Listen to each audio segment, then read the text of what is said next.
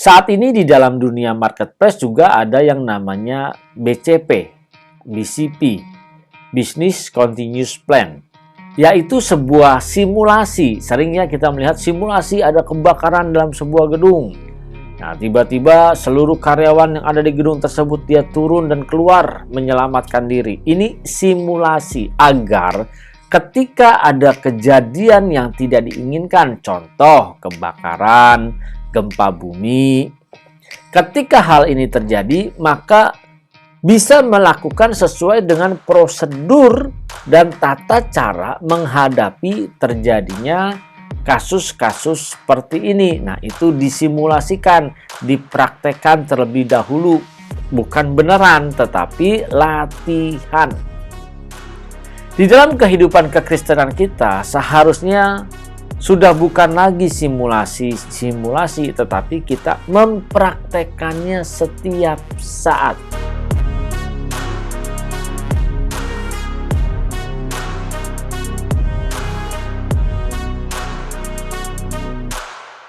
Kita berjumpa kembali Bapak Ibu Saudara bersama dengan saya Buyungko Saputra di channel CPS Television.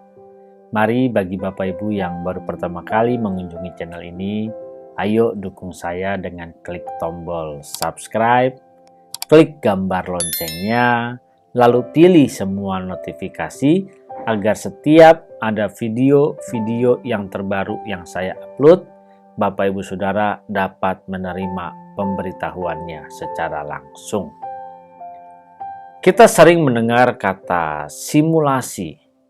Kata simulasi memiliki makna bahwa kita sedang memperagakan, mempraktekkan suatu kenyataan, suatu kehidupan yang sedang terjadi. Itu namanya simulasi.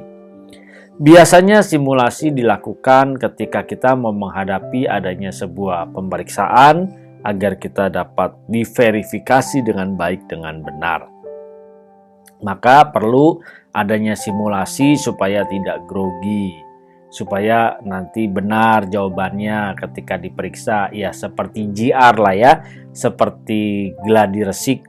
Kita latihan, itu simulasi latihan, nanti jalannya dari sini ke sini, dari sini harus begini, nanti MC bicaranya begini. Nah, itu semua dipraktekkan terlebih dahulu sehingga ketika berjalannya sebuah acara yang sedang dirancang atau yang akan dijalankan, semua bisa berjalan dengan mulus, paling tidak meminimalkan kesalahan atau error yang terjadi.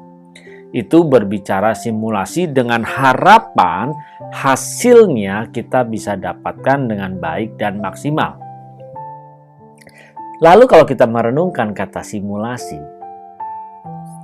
sadar tidak sering sekali dalam kehidupan kita ini kita tidak melakukan apa yang harusnya sesungguhnya kita perbuat.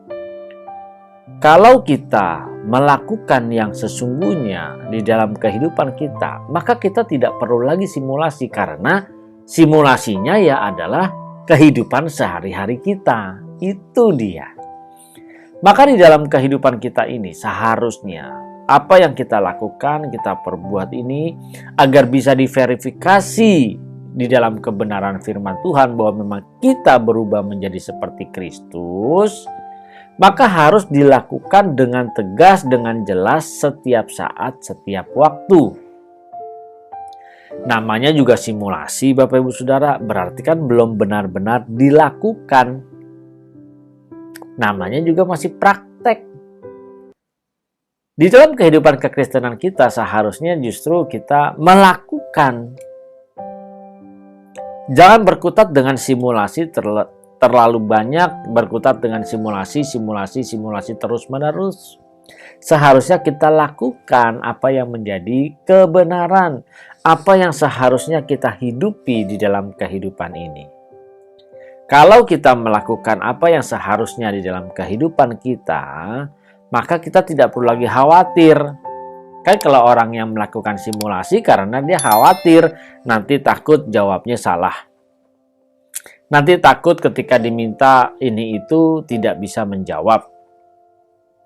Takut nanti ketika ditanya ternyata kita jawabannya salah. Kenapa harus ditakuti? Karena kita mau mendapatkan nilai yang terbaik. Tidak ada yang tidak mau yang terbaik. Pasti semua mau yang terbaik. Maka ketika kita melihat sering sekali misalnya sebuah institut, sebuah perguruan tinggi pada saat dia mau diakreditasi oleh BAN PT atau pada saat dia mau dikunjungi, biasanya mereka akan berkumpul melakukan simulasi, melakukan latihan-latihan sehingga ketika ada pertanyaan, dia bisa jawab dengan baik, dengan benar, dengan tepat. Itu di dalam dunia akademik. Saat ini di dalam dunia marketplace juga ada yang namanya BCP, BCP, Business Continuous Plan, yaitu sebuah simulasi. Seringnya kita melihat simulasi ada kebakaran dalam sebuah gedung. Nah, tiba-tiba seluruh karyawan yang ada di gedung tersebut dia turun dan keluar menyelamatkan diri. Ini simulasi agar ketika ada kejadian yang tidak diinginkan, contoh kebakaran, gempa bumi, ketika hal ini terjadi, maka bisa melakukan sesuai dengan prosedur dan tata cara menghadapi terjadinya kasus-kasus seperti ini. Nah, itu disimulasikan, dipraktekkan terlebih dahulu, bukan beneran, tetapi latihan. Di dalam kehidupan kekristenan kita seharusnya sudah bukan lagi simulasi, tetapi kita mempraktekannya setiap saat. Sehingga ketika nanti ada waktunya Tuhan hadir, Tuhan menjemput kita, kita sudah siap. Kita tidak perlu simulasi karena memang kita mempraktekannya langsung. Kalau simulasi kan seperti sebuah latihan, seperti latihan ada kebakaran, latihan ada gempa bumi. Nah, ini yang dilakukan supaya seluruh tim siap untuk menghadapinya. Dalam kehidupan kekristenan, kita tidak ada lagi yang namanya simulasi atau cuma latihan, tetapi setiap detik hidup kita, setiap helaan nafas hidup kita, di situ kita sudah mempraktekkan, bukan lagi simulasi, tapi kita melakukan apa yang seharusnya dilakukan. Kalau kita tidak melakukan dengan benar, maka dampaknya akhirnya hidup kita pun tidak berkenan di hadapan Tuhan. Mari Bapak Ibu Saudara, ayo kita renungkan. Kita harus mempraktekkan, kita harus melakukan, kita harus berbuat apa yang menyukakan dan menyenangkan hati Tuhan.